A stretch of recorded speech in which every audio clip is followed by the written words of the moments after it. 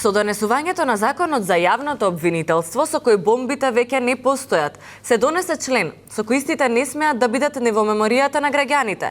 Бришењето на амнестиите и бомбите почна како проект во јавната администрација, а се планира да се продолжи кај сите 32 што останаа да работат приватно.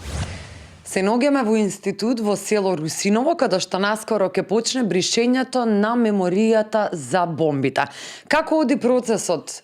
Втор клик и делители? Не, тоа за мозок не функционира. Ние имаме многу посовремени методи, пософистицирани, сега ќе ги покажеме. Дали ти ги памтиш бомбите? Да, ги памтам. Она која му вика со динамитот ќе рушиме или она со која збор. Гледаш како, али ова е попримитивна метода, ја ние многу посовремени. Ај, колешки! Кај си ти, директоре? Абе, началниче, бе, тест нема, не се чуле. Не. Докторе, абе, ова што ми бришавте преска, што требаше да ми избришете, многу глава ме фркна нешто, да не да нормално ли е тоа? Ова честа појава? Не, ова е, обично ги боли гъзот, сега и главата, некоја нус појава. Ај, сачекај надвор да завршиме со колегата, па ќе да викнам папостот. Ајде, да. Ајде. Го знам и ова.